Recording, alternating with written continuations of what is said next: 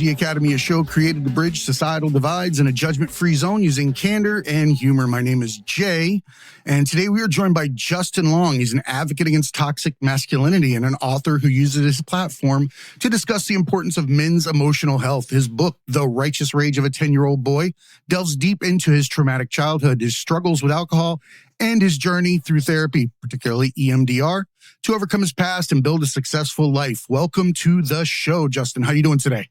I'm doing great, Jay. Thanks for having me on.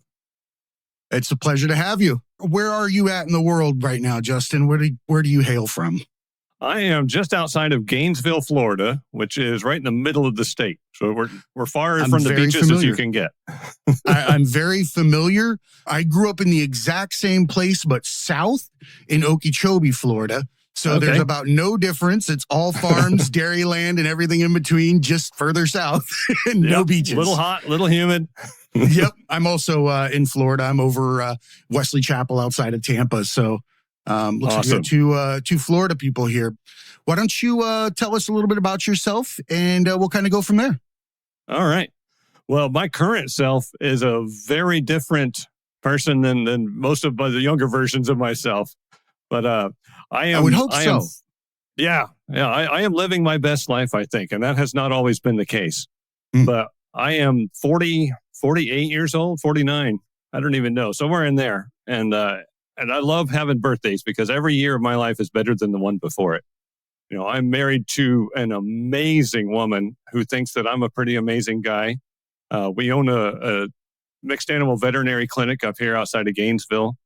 I'm just thriving in every way. I have put all the tools to work that I've gained through therapy and recovery from alcoholism and all this stuff. All these things that I've applied to my life, tips I've learned from listening to podcasts with people who are just crushing it at life. Like I'm trying to put all those elements together and it's working for me. Like let me tell you what's crazy for me. I am confident in who I am. I love myself and I have a fantastic life. And those are all amazing, novel things for me to say because they weren't true until I was at least 40 years old. Isn't it funny how that works as you walk a spiritual path through therapy and self-love, right? Because I feel like it's a journey of reaching back into yourself and finding that inner child and letting them know that they're okay to be who they are and that they were special in their original form.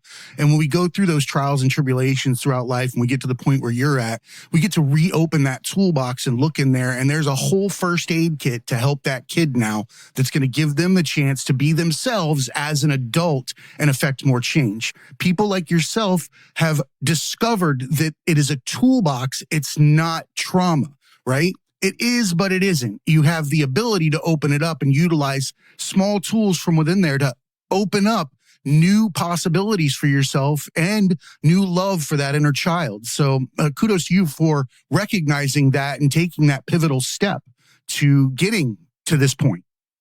Oh man, just learning to accept my child self, learning how to love my child self, learning how to accept and love 25-year-old Justin. Like that was probably my biggest hurdle.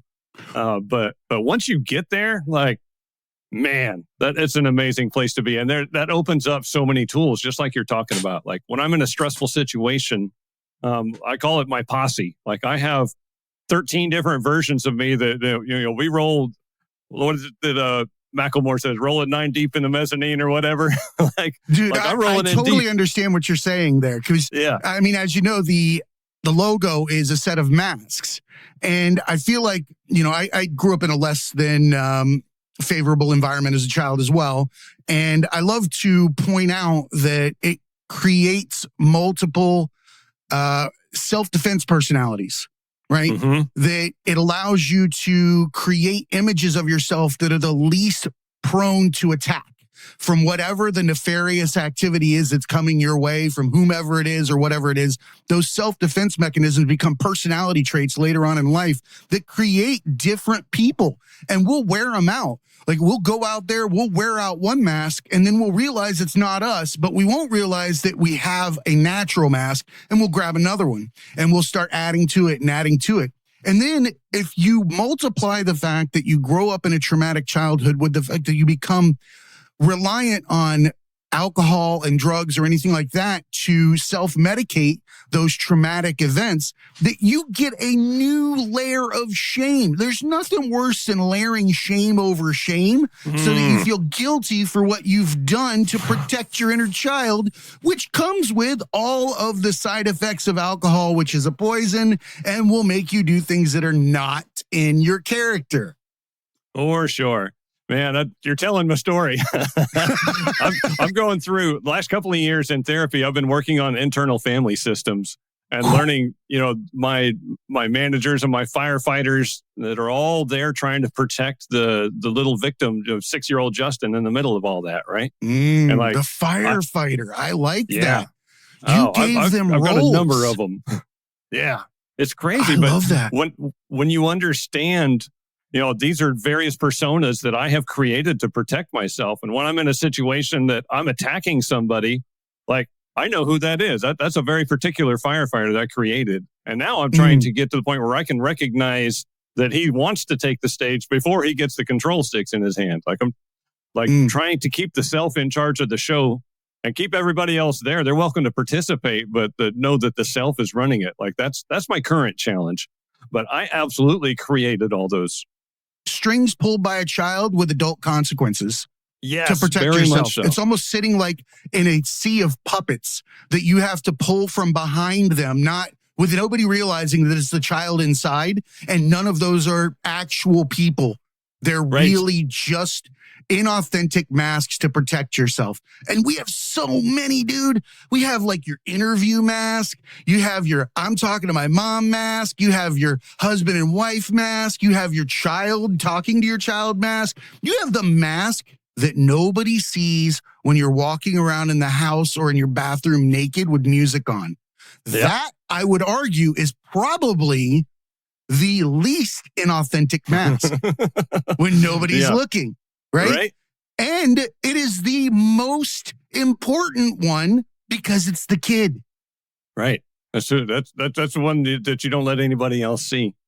I tell you, the mask that I've identified in me that I find I've used at various points in my life. Number one is comedy. Like, when I'm in an uncomfortable situation, especially a high pressure situation, I'm going to cut a joke to try to break the ice and make everything a little bit lighter. But that's me not knowing how to deal with the fact that I'm uncomfortable. I will go to an inappropriate joke every time. And I've been doing that as long as I can remember. I was doing that in 5th grade. And, I was the class clown through all that stuff. You knew what you were doing. You were uncomfortable because you were hypervigilant in an environment that might cause you harm at any given moment. So in order to diffuse that situation, you crack a joke because it brings the tension in the room down that other people may not even notice.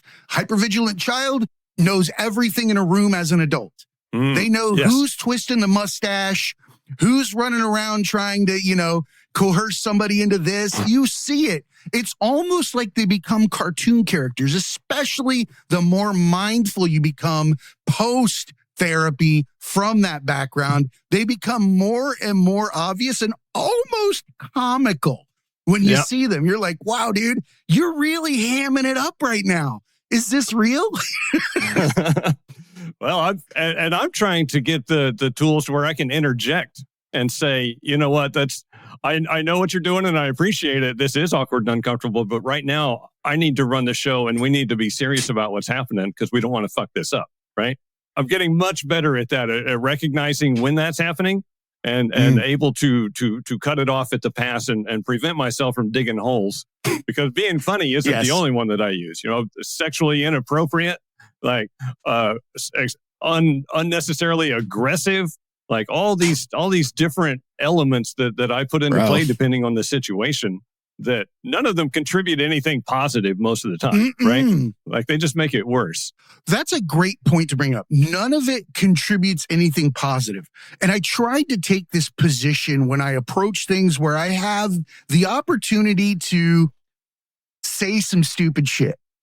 Right? And when I say stupid shit, I mean like a retaliation remark or a whatever, or a point out something that nobody was talking about that is annoying me kind of scenario, right? Yeah. Just being a dumbass for dumbass's sake. And then I started to get as I meditated, I started to get to this scenario where I'm like, there's a gap in time between my dumbassery and what I'm paying attention to. And now I go, if I don't, then do I have to think about it tomorrow? No. And that really resonated with me because I was like, if I don't do it today, I'm not ashamed of it later. Because that's a huge thing that happens when you start acting like a fool to cover up that small child. Those are those mini shames that you get everywhere when you snap off at something. But the more that you become self-aware and mindful, the more you get that. I mean, it's a nanosecond, but that nanosecond will save you a whole lot of pain the next day with your wife when she's not looking at you with stink eye for saying some stupid shit about a coffee cup, right? Right. Yeah. Have you seen the TV show Big Mouth? It's an animated series. Yes. Yes. Man, when I watched the first season of that and the shame monster came into play, I was like, holy shit. Like, I know that guy. I've known him all my life. And he ran my life for a big chunk of it. Like, shame is the number one driver in everything that I had going on. And that's horrible. Absolutely horrible. It's an umbrella from the sun. It stops you from realizing your full potential by putting weights over your shoulders that don't need to be there. They're just things that you're taking on and feeling like you have no true purpose, because if I can't justify the shame or get past it, nobody's going to love me no matter what. So why not just sit here and drink to the bottom of this bottle where I don't have to feel despair for this X amount of time? And what people don't realize is that we all look at the alcoholic on the street. The alcoholic on the street is few and far between because most of them don't make it there. And the rest of them is white America hiding behind a suit jacket or a job that nobody realizes would ever question is the one actually doing it. Yeah, real alcoholics are at work right now. They are, dude. They're all over the place. That flask is in the desk drawer. Corporate America is snorting lines. They're fucking hitting highballs. They're doing anything all the time. And then they go on what? Sabbatical or temporary leave or something. And it's called rehab. Right. Yeah. And it's all just to try to feel better about who I am in this moment, you know? Like, the insanity is that it gets... But here was my loop from probably age, I would say 20 to 32 when I got sober. I was in this daily cycle where in the evenings I would come home from work, I would drink. A lot of times I went to a bar or partying with friends, and I'm trying to fuck every woman in the room, despite the fact that I'm in a long-term relationship. Seeking sexual gratification was my MO, and I couldn't have told you why back then, but I know now I was seeking acceptance, and that's like the ultimate form of acceptance is when a woman's willing to have sex with me, right? Or and dopamine release that comes with it as well. That love dopamine. Yep. And then I would wake up the next morning, even if I didn't actually do anything, but I would feel horrible about everything I did the night before and ashamed that everybody saw me doing that. I would sweat through the work day. Get off work at 3:00 in the afternoon, go home and drink so I could feel better about things, and then start it all right back over again every day. And like, the definition was of 12 hours of my day, you know, like horrid. That's a very tough thing to live in. It's a cloud of despair at any given moment. And it's in the back of your head the entire time you're drinking. Because you know there's a hangover coming your way. There's a shame storm coming your way. So sometimes people will ride it until they fall on their face because they don't want to go to sleep. I was the king of, it's going to be different this time. Like, I told myself that, like, you know, it's going to be different this time. Like, I've got this worked out in my head. I feel good right now. I feel great. And we're going to ride this thing. And it's going to be different. I figured out if I take Alka-Seltzer cold at 10 a.m., then by 3 p.m., I can fucking slug a fifth of whatever. And then I'll go to sleep by 10. If I drink water, then I'm actually going to exercise and it's going to become a great thing. I'm going to manage this. bro. Like, oh yeah, the Alka-Seltzer and the Gatorade right before I go to bed. Like I'm gonna rehydrate myself. I've been drinking for 14 hours, but a half a bottle of Gatorade will really nip that in the bud. Electrolytes. It's got to be electrolytes. And here's what people don't realize: you're a doctor of veterinary medicine, correct? I'm not. No, my wife is, but Your I sleep next to a doctor all the clinic, time. Right? Okay, so that was actually very sexist of me, right? To assume that you were the doctor and not her. Right. Dude, I'm all about calling myself out. So you did great. At That was any rate, awesome.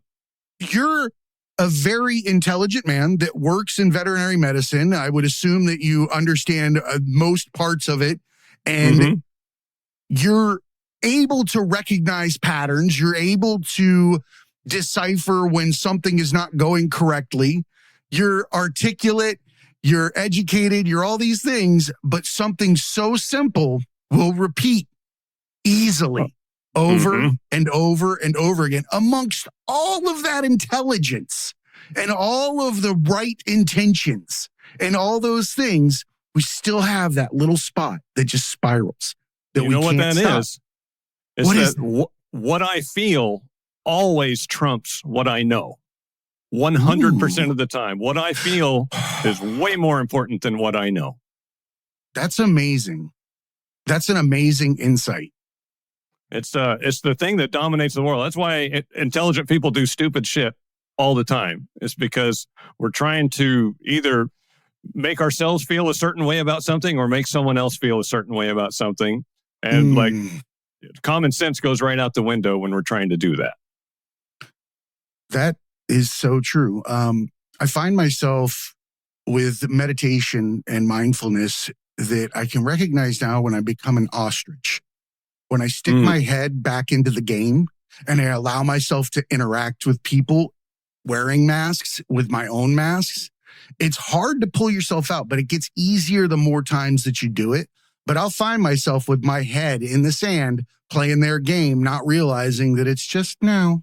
And I'm choosing to play that game for the moment when in reality, you don't take tours of the insane asylum and buy into the stories when you sit at the tables with the people there. Right. Like, why would you do that? That's the same thing as accepting reality from the guy in a straitjacket, because we're all playing this game. Right. I never realized that, though. I had nobody in my life, and all the way up through my 20s until I was in my 30s. I didn't have anybody in my life that ever talked about feelings or putting on a mask or, faking the funk in front of other people. Like, I was just comparing my insides to everybody else's outsides. And I thought there was something wrong with me. It's like, I feel fucked up about myself, but everybody else seems to be doing great. Like, there's something wrong with me. It never even occurred to me that everybody is just putting on a show. It's like an old Western set. Everything looks one way in the front, but behind it is just some slats, 2x4s, and families laying in piles, crying their eyes out. They come back out the set and they're like, "Hi, Bob. Hi, Sarah," whatever it is. And they move on like Edward Scissorhands. All the cars come out at once. They all take off at once. And really, what's ironic is if everybody were to admit their situation at once, nobody would have to be ashamed because there would be a collective understanding that we're all in the same situation. If we could just do that, you remember that game Kerplunk or whatever, when you pull the sticks? We need to pull that one stick where all of it just goes. The whole thing falls. And everybody's just standing there with their pants down, and they're like, "Oh, you mean we all look the same?" Wouldn't that be amazing? Right? I think it's coming. I think with intellect, artificial intelligence, and tools to enhance our understandings of reality and who we are as a species, we're going to start to get rid of the things that don't serve us any kind of natural progression. Yeah. Right? I don't think it will. Well, I think the national conversation through our culture about this stuff is starting to happen more and more and more. And I think that's one good thing that Gen Z brings to the table is they are much less concerned about what other people think about their feelings and their shortcomings. They're willing to be who they are in a way that no previous generation has ever pulled off. Very X of them. Yeah. Very I'm a Gen X guy of them. But here's the thing that just dawned on me. They have a new frontier without parents, just like we did. Yeah. It's artificial intelligence, it's meta, it's games, it's all those areas where they're free. Just like we did when Gen X, we ran into the woods. When all our moms got called to the office or a job and America said, look at this, we get income tax from too. We'll go ahead and raise everything. And we ran around in the woods with spray paint cans and hairspray and lighters and, kicked each other's asses, jumped off of things, said the most horrible, heinous things to each other. Yep. And I feel like they've got that playground. We just don't recognize it the same way. So they're exercising their feelings and their feel bads and their feel goods, and they're getting them all hurt. You see these videos where like, oh, I'm on Call of Duty, and then all these racist things and other jokes and all these things that people are saying to each other as soon as they put on their headphones. They make jokes about how nonsensically disgusting it is when they go into these rooms, right? So they're going into a forum like we did in Gen X, where we were all standing in the locker room acting like assholes. It is a cycle in that way. It's very interesting. It is. I think there's hope for the world, and I like Gen X is doing a lot of good stuff in the world today, even if we didn't at the time. And I don't know. I'm watching. Yeah. I think that as a collective whole, we're becoming more aware of the fact that being stoic and pretending like people don't have feelings is just not going to produce anything good in the world. That said, I think that we exercised as a group a very good stance against our parents in the regard that we didn't take them on, we ignored them. We let the generation below us go ahead and scream at them because we recognize that you can't change people on their way out the door. They can only change themselves. So let them scream, let them yell, my 401k, my house costs $5, yours is $500,000, but you only make $10 an hour. But if you just work harder or whatever the hell these people are, that hate everything, Mr. You just don't understand what a hard day's work is. Like, well, a hard day's work now gets me a shanty, right? Like a lean-to. How the are we expecting these kids to survive? I think Gen Z is like Cyclops in the X-Men, in that they have a unlimited potential to take care of anything and everything. They recognize it all, but they don't have a filter yet to keep them from lazing the entire population when they address these situations. Like, cancel them all. And you're like, holy shit. Like, hold on a minute, dude. That's a lot of canceling. Like, can you just narrow the slit a little? We'll give you these glasses. We're going to give them, we're going to give Gen Z Gen X glasses. Right? There we go. And we're going to hand them to them. We're going to make them X-Men. We're going to make Gen Z X-Men. There we go. Think, that's pretty fucking cool. It just takes 20 years of being an adult to figure out where that balance is on what's okay for, like, who to shoot. These kids are amazing. They're so strong. They're so proud of their ability to not eat the shit that everybody else ate. Right? They are not drinking the Kool-Aid and proudly telling you. And it pisses off a lot of people because you can't undrink Kool-Aid. You can only stand there and say, it was good for me when I drank it.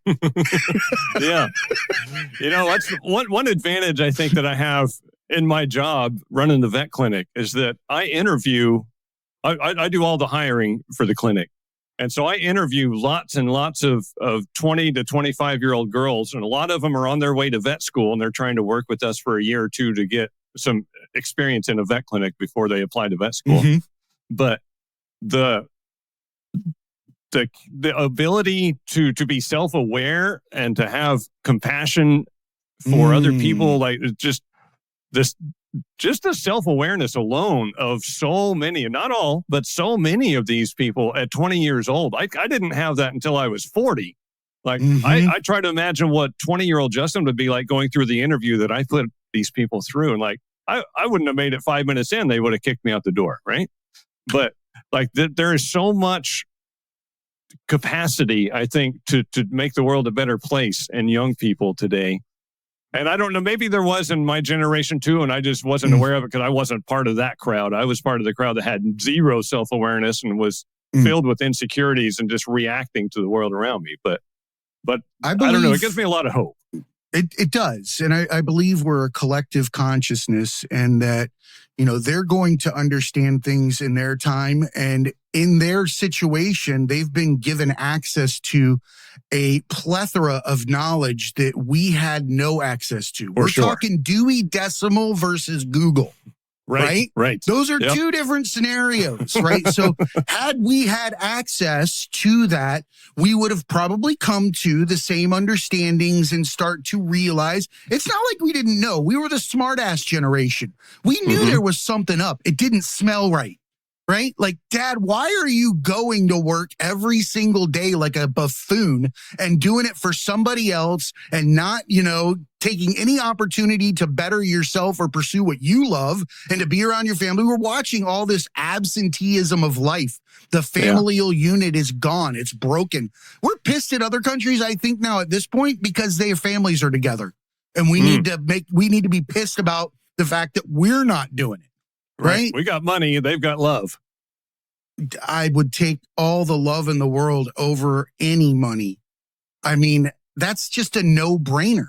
So I want to give you the opportunity to go through some of these things. So I want to discuss the book, The Righteous Rage of a 10-Year-Old Boy, because it gives a raw portrayal of your childhood.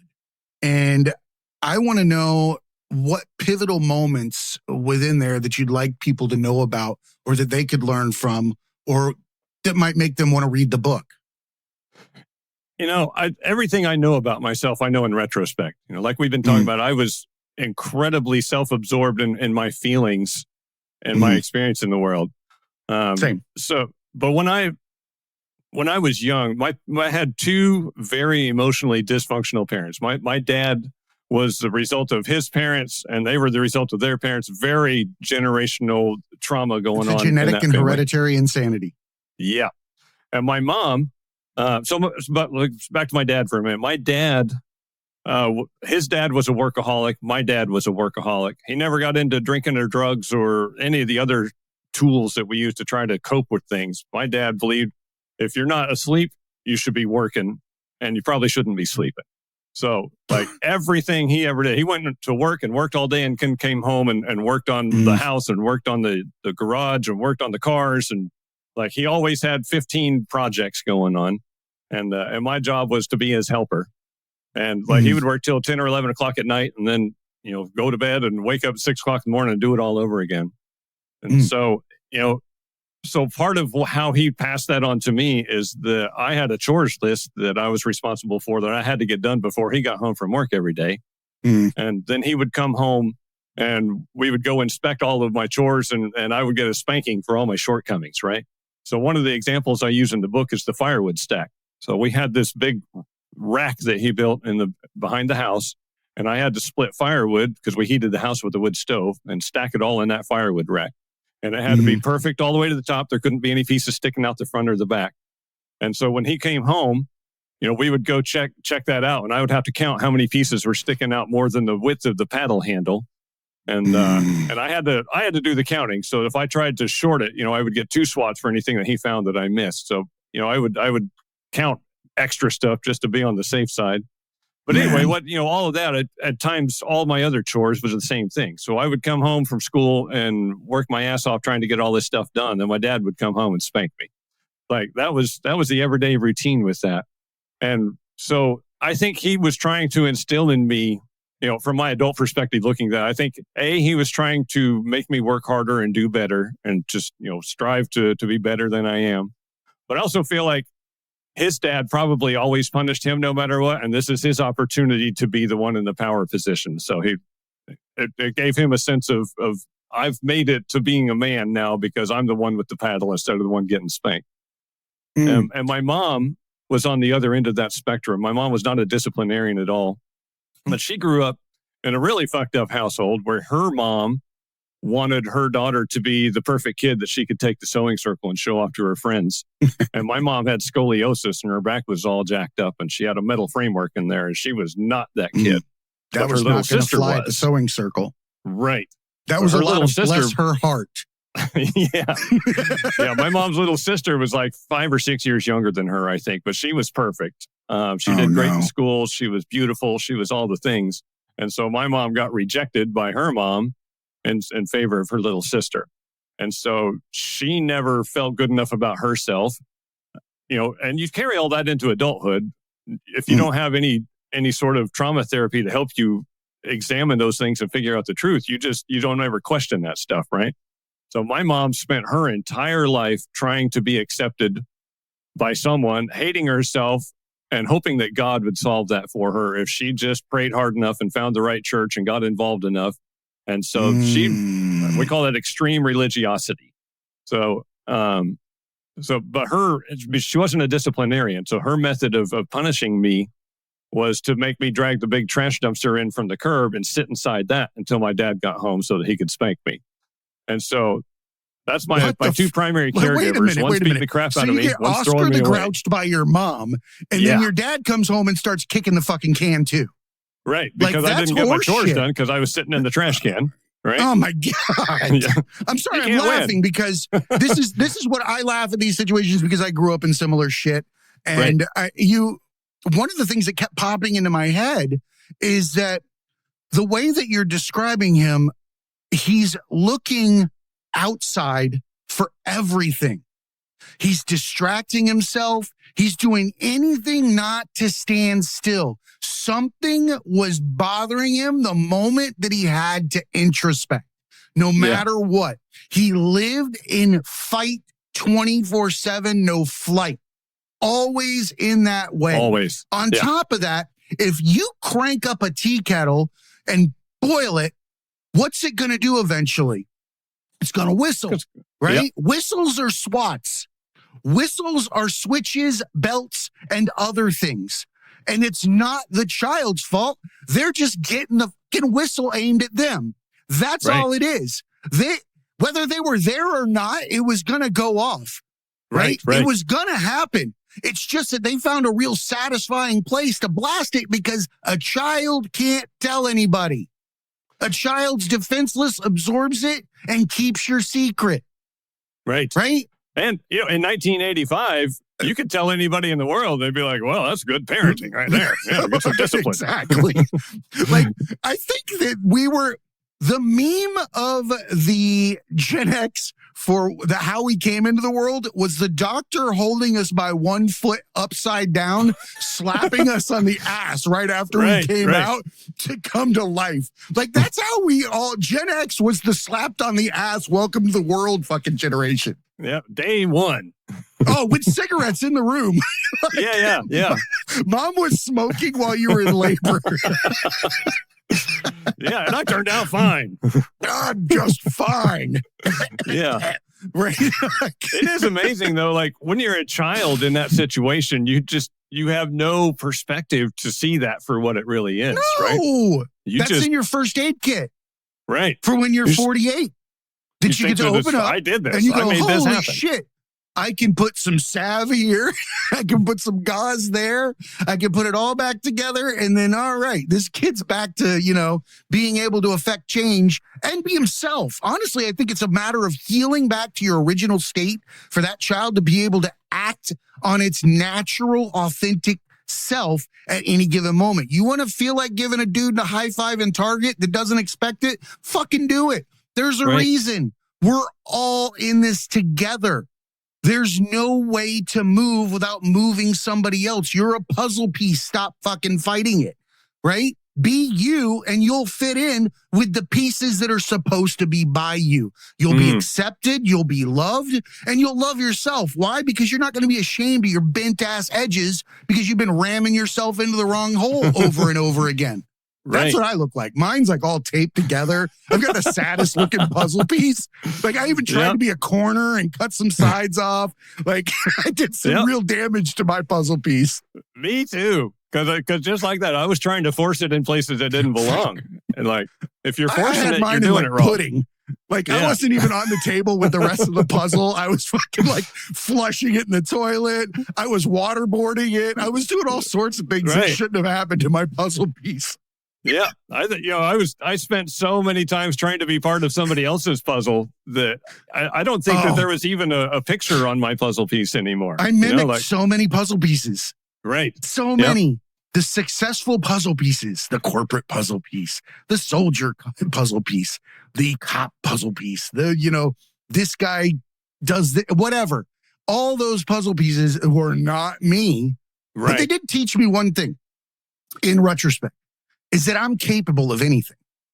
I am unlimited in my capabilities. I can do anything you put in front of me, sans a physical limitation or some kind of, genius limitation. And which then still, I would argue that I'll figure it out eventually. I'll make a way to have it. Right? Yeah. I'll make it happen somehow. Right? So it taught me that.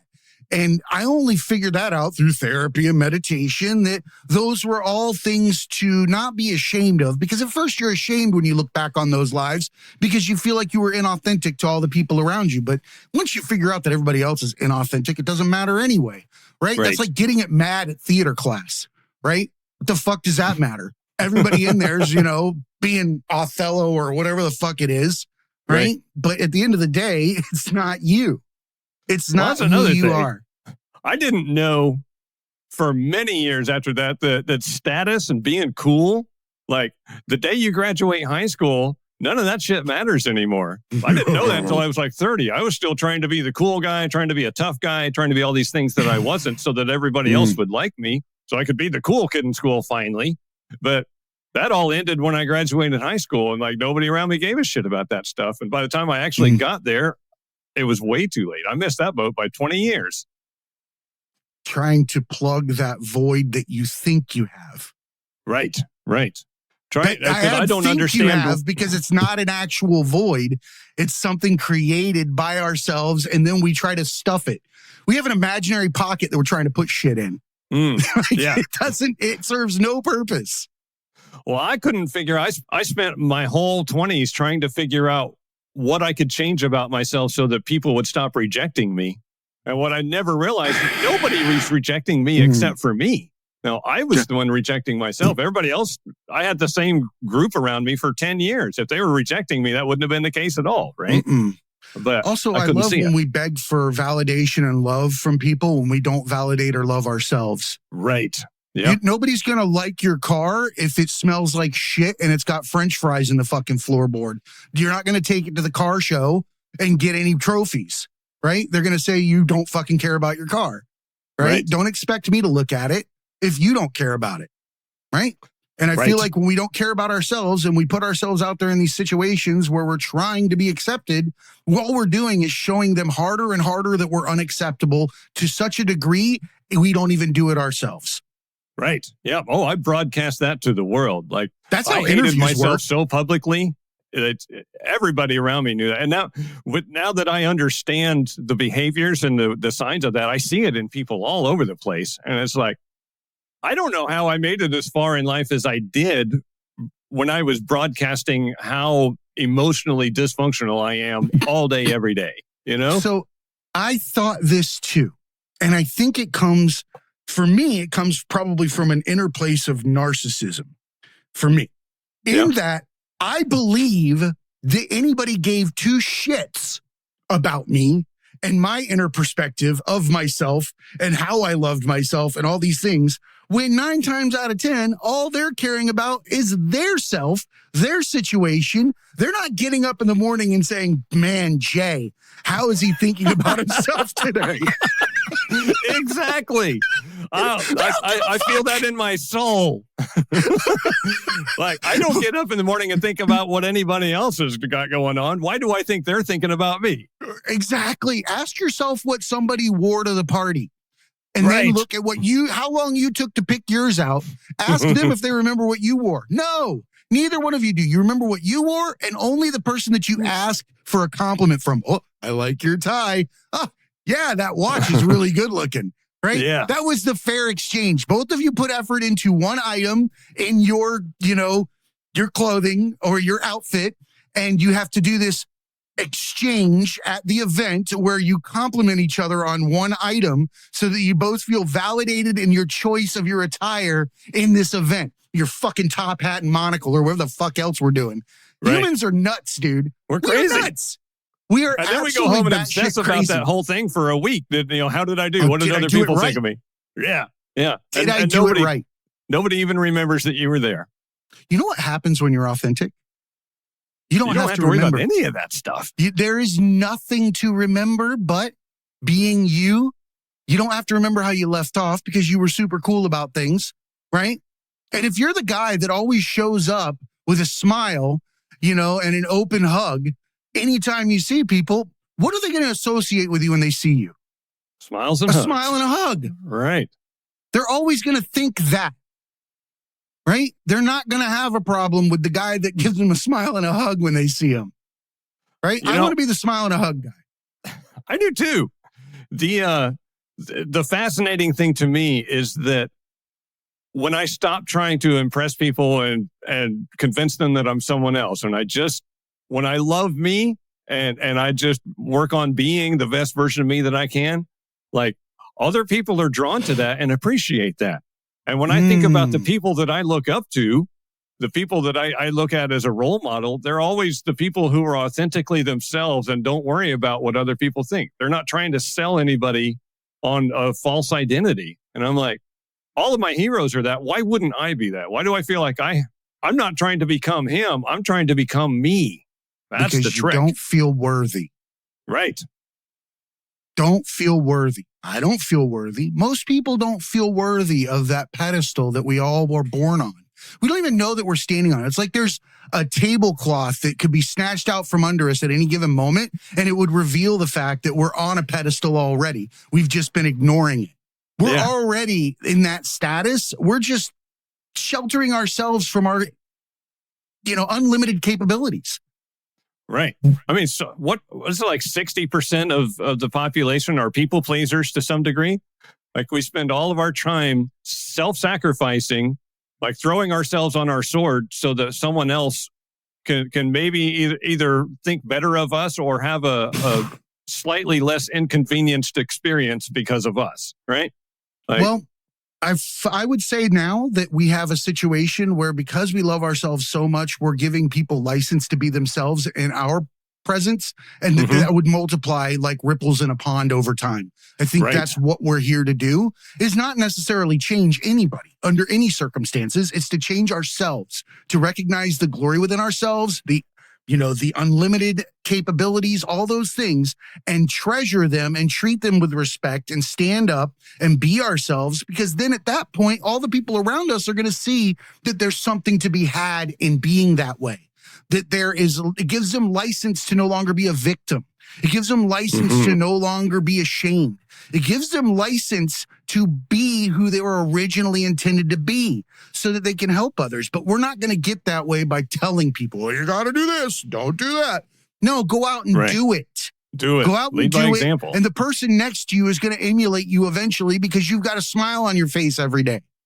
Right? And if they don't like your smile, it's because they're not making the effort to smile, and it's easier to dislike yours. It's not about you. It's about them. Zero about you. It's never about me. That's another thing I didn't know for my entire life, is that I took everything personal, but it was never, ever about me. Like when people react any kind of way, whether it's positive or negative, that's a reflection of what's going on in their life. So I just happened to be in the same room to witness that. That's all. But 100%. when I learned how to love myself and I feel good about who I am, it changes everything about my life experience too, because I don't feel like a victim when someone else is losing their shit because they've got a lot going on in their life and I happen to be the brunt of that. I know now that that's not personal. That's not about me at all. But because I love myself, I can let that person have their bad day without joining them and making me have a bad day too. Right? Joining them. I don't need to defend myself.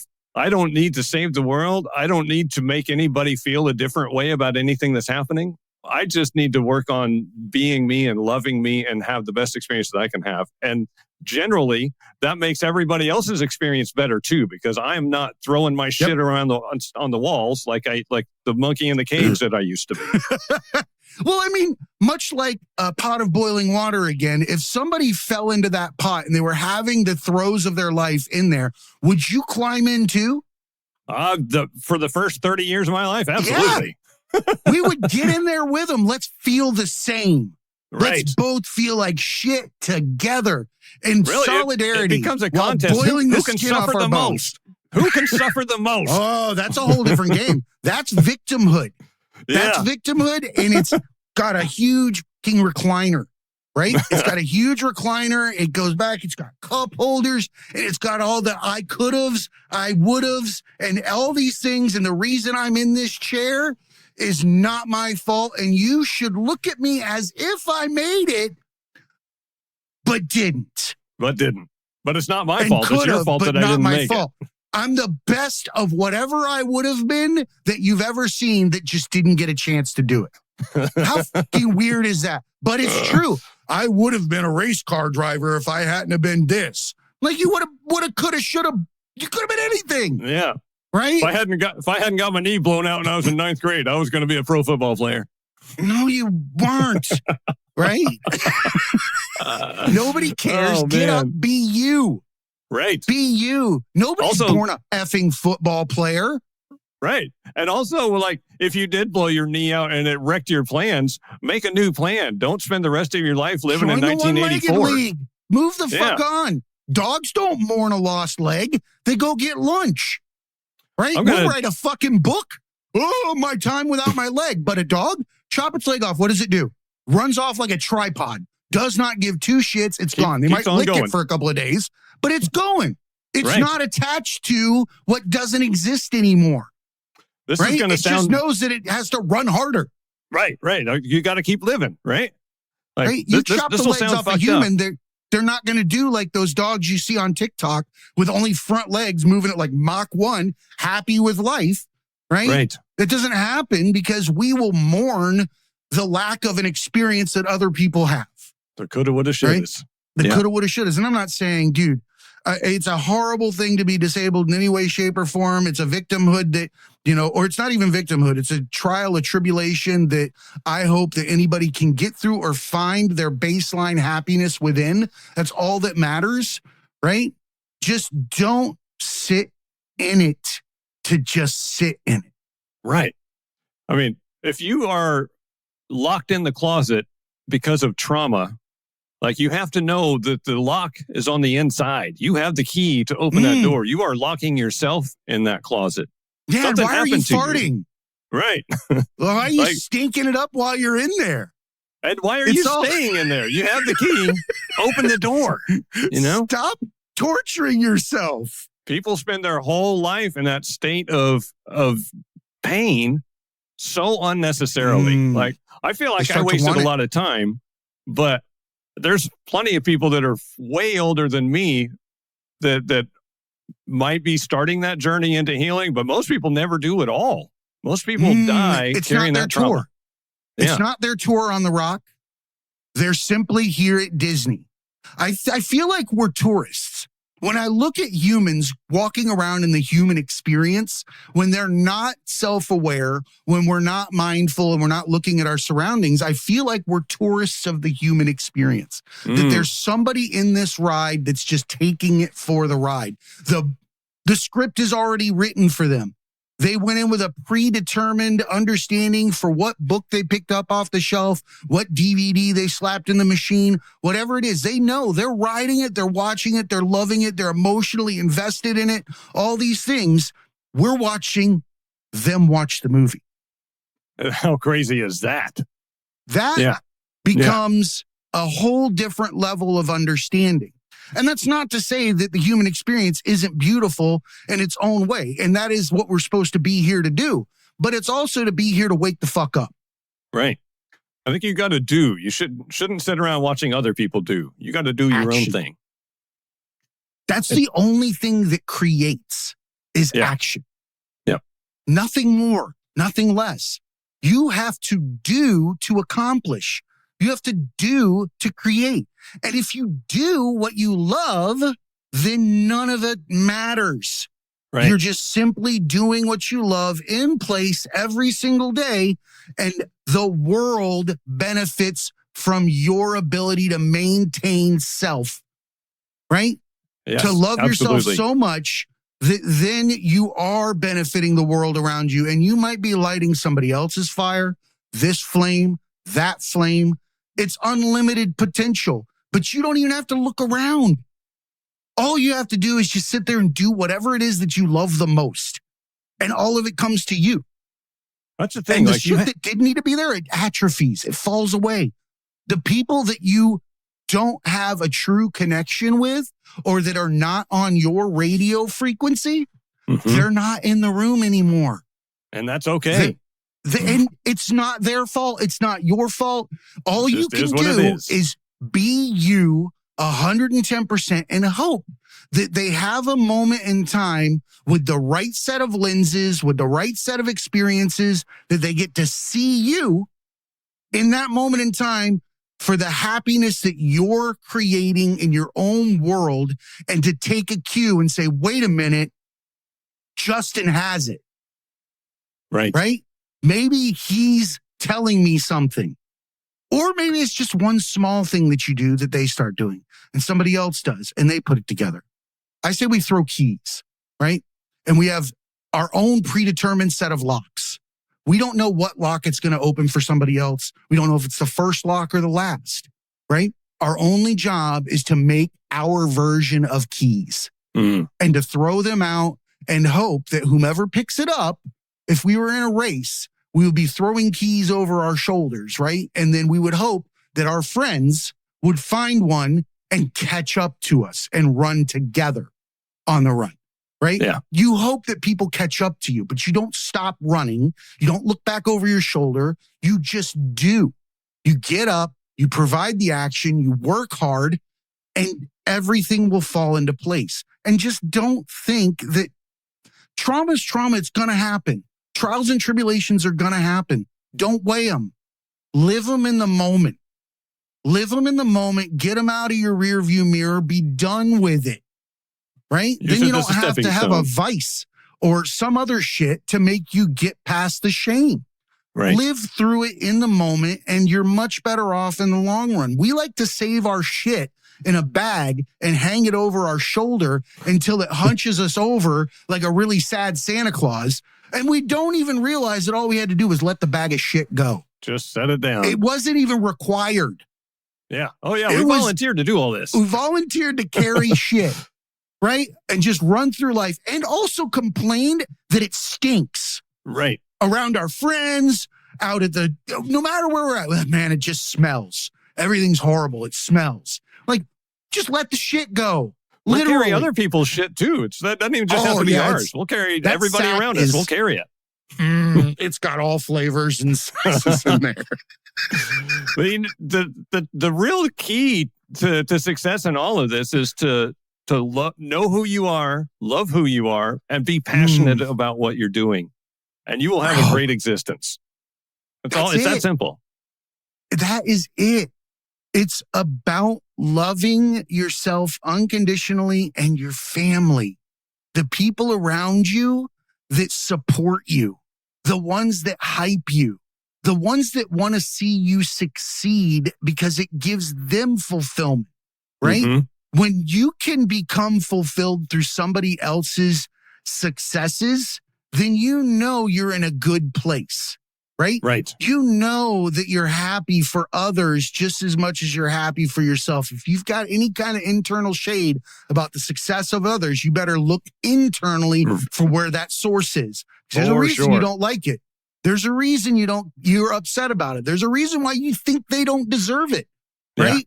Yeah. And even if it's justifiable, it's still your problem for having a problem with it. Absolutely. Absolutely. Ain't that a goat fuck? When you have amazing people around you, though, that is such an inspirational environment to be in. And like, why wouldn't you want to contribute to that? Like, be the amazing person in somebody else's circle too. Like, it's just, there's no need for anchors to drag people to the bottom. You know, be a balloon. Don't be an anchor. Oh, yeah, dude. I love that. I love analogies with balloons. I've got mine is way less eloquent, and I'm not going to do it right now because it'll make yours sound like it wasn't as amazing as it was. It's just, I mean, I have some balloon jokes too, but we won't go there. Yeah, right. Well, I mean, there's a side effect of living a life of self-soothing that you end up with a lot of stories and a lot of dark humor. Yes. Like dark humor galore. Like, I have no problem watching any comedy on the planet. It does not offend me. It's art. Right. It's calling out society. Comedy is one of the greatest effects of change, or has the greatest effectiveness of change, in that it does not call out people individually in large groups. It allows people individually to come to conclusions in front of large groups without others knowing what they've done. It's very clever. Yeah. It's a way to out somebody without shaming them publicly. And maybe they open the door next time or whatever it was. Or they go, oh, shit. Like, am I that one? I didn't even know this was a bad thing. Right? It's amazing when and where you can learn that you have an implicit bias. I think sci-fi is the other vehicle for that. Comedy and sci-fi are the two things that really shine the light on humanity. I say this on the show. I think that we're amazing creators, and I think that now we've added comedy to this, but I usually say sci-fi is the least inhibited form of creativity that we've allowed as human beings. We allow people to create pictures in science fiction that are unfathomable, yet always come to fruition. I believe that when we're given license to create to our utmost ability without judgment, because we suspend judgment in the science fiction world, we allow things that we would not allow in our own world. Yet for some reason, we can attain it every time it's on the screen after a certain amount of time. We don't attain other shit. We get that one. We get that one. We get comedy because we don't put reins on them. We let ourselves reach our full potential. And if you allow somebody to be inspired by that pure creativity on that screen, they're going to run with it. They're going to say, I want to make that. Yeah. And they're also capable of anything. Right? There's no limitations. We see it all the time. Fuck, Terrence Howard is kicking math in the nuts right now. That's pretty funny. But we're starting to see foundationally through quantum mechanics, quantum physics, quantum computing, that none of the shit we believe is true is actually true. That we're capable of things that are unlimited. Like a double slit experiment. Our own observation changes the outcome of shit. Like, that's a big deal. We didn't know that before. That means what? It's coming from here. Yeah, absolutely. It's not outside in, it's inside out. And I think you can take that same frame for the mass of humanity and all the way down to your own personal experience in the world. Like, it is all in there. And like, it can be a good thing or it can be a bad thing, but you have control over that, right? You do. And you will observe what you want to observe. Oh, dude, it's the car. When you go out to buy a car and you have never seen it until the day you test drive it. And then when you leave, what happens? You see that fucking car everywhere. Well, guess what? That goes with, I want to be sad. I'm looking for people that dislike me. I'm looking for, these situations. I'm looking for a reason to carry something to protect myself. Dude, you're creating situations through intent and thought. And all of the reasons you get them in your lap is all inside you. You're the one pulling strings to you. That's why we marry our abusive mother or our abusive father. Our spouse is almost, especially if you had a fucked up childhood, you will marry someone who was exactly like your abusive parent. People do it every day. Or you'll just marry just because it might give you happiness. And you put so much expectation on your partner when you do that. Oh, 100%. Yeah. Broke my wife's back so many times. Giving her all of my burdens and not realizing what I was doing at the time. My wife is the most amazing human on the planet. She has stood beside me through some of the darkest times of my entire life. She is the reason I'm on this side of the dirt. Without her, there is no Jay, right? And I appreciate her day in and day out. Getting the opportunity to live without having to carry my baggage at the same time. That's got to be a better vacation, right? Right. No fun carrying somebody else's suitcase with yours on a vacation. Right. Your full-time job is to make me feel good about who I am. I've got fucking great analogies today. I'm on fire. I'm kidding. We're making sound bites left and right. That's right. That's what it's all about. John, I feel like we didn't do enough justice to your story in this hour, and I would love to invite you back. Maybe when Gary's here too. Absolutely. We're out of time today, but I think that you bring a wealth of knowledge to the table. I would love to explore a few other areas I love animal medicine and horses and the way that they impact humans, how animals interact with humans. I feel like there's a lot to be learned from those interactions. Also, sure. I want to see, because I feel like the veterinary world, we haven't explored this enough. The veterinary world is in a situation where they're constantly in a sad state for other people's emotions. They're bringing to them the most dire straits with things that they love, their animals, their pets, and they're angry at them if the vet doesn't do it right, or if this doesn't come out the way they want. The only way that they can scream is at a doctor standing there or a vet tech, and they have to eat it and eat it because you can't yell at somebody that lost their dog. And what happens to that? I think that veterinarians have one of the higher suicide rates. Yep, because of the fact. Yeah. Is it number one? It is number one. Yeah. Jesus. I feel like that's a story to be told as well. And I would love to invite your wife on with you, because I think you guys would be a great team to discuss this. For sure. If that's okay. I'd like to say absolutely. it on the show. I think this is something that we haven't had a chance to grab. Yeah. So what would you like to tell everybody before we wrap up? Let them know where they can find your book, website, all that kind of stuff. And then we'll bring them back in another day. All right. I'd say my parting thoughts would be that if you feel any kind of negative way about yourself, that you have the power to change that. And there are tools and resources and people in this world that can help you through that process. But, pain is inevitable. Suffering is optional. And you can stop suffering today. And if you want to see what that process looks like, my book, The Righteous Rage of a 10-Year-Old Boy, is basically a fly on the wall experience of watching me go through a year of therapy and doing EMDR trauma therapy to overcome all of the negative self-beliefs that I formed about myself based on my childhood traumas. And it's a social proof that if I can do it and change the way that I feel about me, that anybody can do that.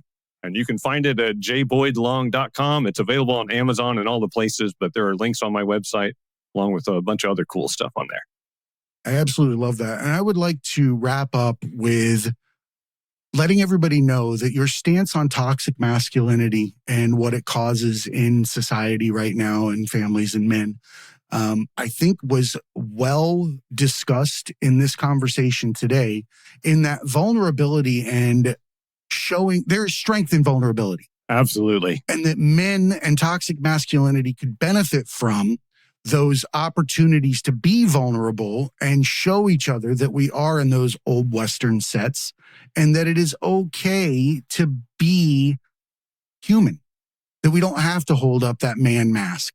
We don't have to impose ourselves upon people for the simple fact that we'll be looked down upon for not, and being that kind of person or being a man, whatever it is. Right.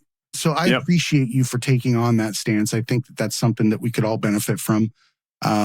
Again, thank you for being a lighthouse for someone that acts on their true authentic self and shows other people the way. You don't need to be anything but yourself in order for people to take cues from your actions. So for that, I appreciate you. Thank you for your strength and vulnerability and coming on the show. And I look forward to having you back. I want to discuss EMDR as well. I think we missed that one. I think we just got excited to talk to each other and have that kindred spirit of what it's like to grow up, in a childhood with less than favorable conditions, and how you traverse them in your earlier years, and how you can circle back and kind of heal those wounds and not, hold yourself to such a standard. Right. So thank you so much, Justin. And remember, everybody, be cool and keep learning.